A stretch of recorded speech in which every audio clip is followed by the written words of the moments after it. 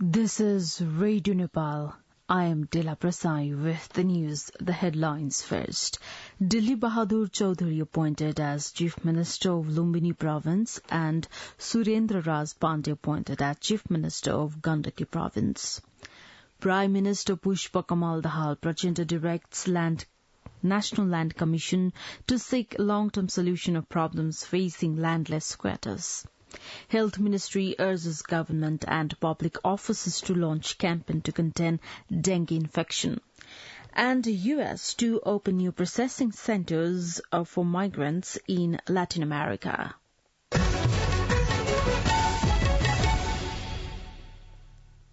Now the news in detail. Dilli Bahadur Chaudhary of the Nepali Congress has been appointed as the Chief Minister of Lumbini Province. Lumbini Province Chief Amik Serchan yesterday appointed Chaudhary to the Chief Ministerial post. Province Chief Serchan on Tuesday called on parties for the formation of a new government after the Chief Minister of CPN-UML-led government, Leela Giri, failed to secure a vote of confidence on Monday. Meanwhile, Surendra Raj Pandey of the Nepali Congress has been appointed to the post of Chief Minister of Gandaki Province. Gandaki Province Chief Prithvi Man Gurung appointed Pandey to the post of Chief Minister yesterday. Nepali Congress leader Pandey had staked a claim for the post of Chief Minister with the support of 35 Province Assembly members yesterday itself.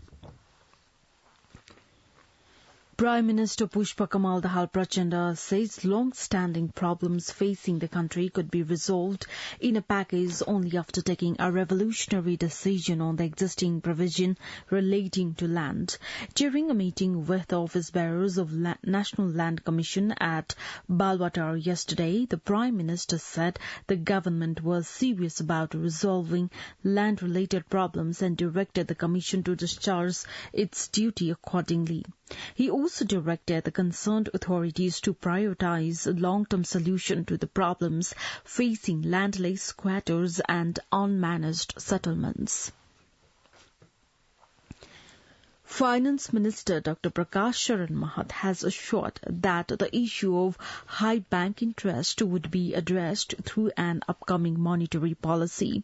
In his address to a province-level interaction on formulation of budget and revenue policy for the upcoming fiscal year in Viratnagar yesterday, Finance Minister said the interest rates would be reduced through the monetary policy. Minister for Communication and Information Technology Rekha Sharma says problems related to communications will be resolved soon. At a press meet organised by Press Centre Dang at Korai yesterday, Minister Sharma shared that the government was serious on the issue of formulating communication-related laws. She said the government was making preparation to identify the places that are facing problems of communication network and resolve them. The Ministry of Health and Population has urged the government and public offices to launch a campaign to contain the dengue infection. Issuing a statement yesterday, the Health Ministry asked the offices to run the campaign every Friday at 10 a.m. for 10 minutes. The Ministry urged the government and public offices to initiate the campaign to contain the dengue infection, citing overwhelming dengue cases last year. 3 earthquakes have jolted Bajura district since last night. According to National Earthquake Monitoring and Research Centre Lainchar, 3 separate quakes have occurred with their epicenter in Dahakot or Bajura district. According to the centre, the first quake with 4.9 Richter scale in the magnitude occurred at 11:58 p.m. and second with 5.9 Richter scale happened at 1:30 in the night. Likewise, the third quake jolted the district at 3.9 in the Richter scale at 1:51 in the night. The detail of the damages caused to the quakes is not received yet. The western belt of the country has witnessed increased number of earthquakes in the recent days. The sixth meeting of Nepal United Kingdom Consultation Mechanism concluded on Wednesday at the Foreign Commonwealth and Development Office in London. According to a statement issued by the Nepali Embassy in London, in the meeting the two sides reviewed the overall state of Nepal-UK relationship and discussed the enhancement of the engagements in various areas of mutual interest. The meeting also reviewed the ongoing talks on the ex-Gorkha issues and agreed to continue discussion to address their grievances. It was also agreed upon to work towards further strengthening cooperation and engagements in productive sectors such as trade, investment, energy and tourism. Ambassador of the European Union delegation to Nepal, Nona Dupre, paid a courtesy call on acting President Ram Sahaya Prasad Yadav yesterday. During the meeting held at his office in Lanchur, Vice President Yadav expressed the hope that the bilateral relations between Nepal and EU would be strengthened in the future.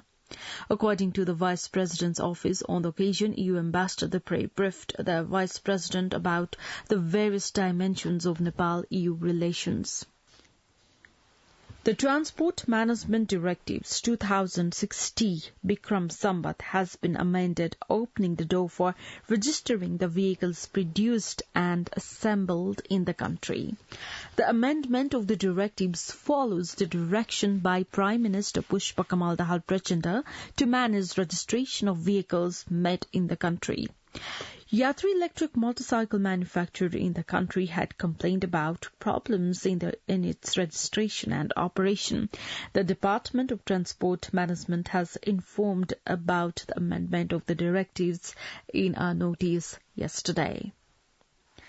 Minister for Culture, Tourism and Civil Aviation Sudhan Kirati and Australian Ambassador to Nepal Felicity Volk discussed a matter related to establishing direct flight services between Nepal and Australia yesterday.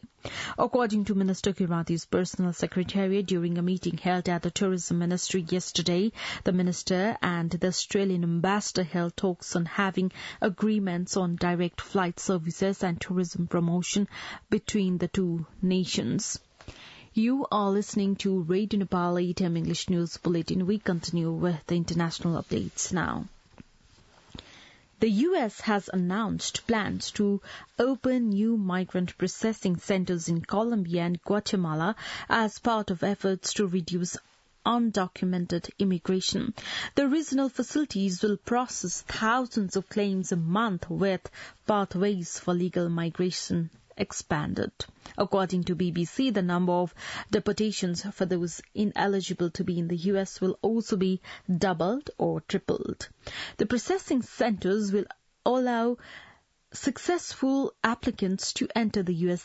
legally and improve their access to assistance such as refugees resettlement, processing and family reunification. Between 5,000 and 6,000 people are expected to be processed a month, but this will be scaled up. Spain and Canada have also agreed to take a number of those applying. U.S. officials on Thursday also announced plans to double or triple the number of deportations flights to some countries. Rival factions of Sudan's military have agreed to renew a 3-day ceasefire shortly before it was due to expire. The extension for another 72 hours follow intensive diplomatic efforts by neighbouring countries as well as US, UK and UN. But there are continuing reports of heavy fighting in the capital, Khartoum. The previous truce allowed thousands of people to attempt to flee to safety, while dozens of countries have tried to evacuate their citizens. Almost 2 weeks of fighting between the army and a rival paramilitary group have left hundreds dead. A police chief in the occupied Ukrainian city of Melitopol, who defected to Russia after they seized the city, has been killed in an apparent partisan bombing. According to BBC, Alexander Mischenko died when an improvised device exploded at the entrance to block where he lived. There have recently been reports of heightened Ukrainian partisan activity in the region. Melitopol's exiled mayor said the dead officer was a traitor. The city is in Zaporizhzhia province, one of 4 regions that Russia claimed to have annexed last year following its invasion despite only partially controlling them. Now the general weather forecast for the country for today. Forecasting division says the weather is likely to be partly to generally cloudy in the hilly areas of the country and partly cloudy to mainly fair in the rest of the country. Isolated brief rain or thunder showers are likely to occur at 1 or 2 places of hilly regions of Koshi province, Bagmati province, Gandaki province and Sudur Paschim province. Kathmandu's weather report now. Maximum temperature of 27.3 degrees Celsius and minimum temperature of 13 degrees Celsius. With this news, we have come to the end of this bulletin, but before we wrap up the headlines once again.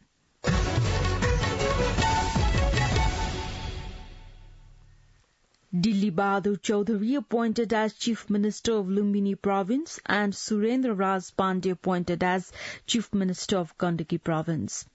Prime Minister Pushpa Kamal Dahal Prachanda directs National Land Commission to seek long-term solution of problems facing landless squatters. Health Ministry urges government and public offices to launch campaign to contain dengue infection. And US to open new processing centers for migrants in Latin America. Well, that's all that we have for this edition. Our next English news edition is at 2 in the afternoon. You can also listen to us online at our website www.radionepal.gov.np for more news and online programs. Stay tuned, stay safe and have a good day.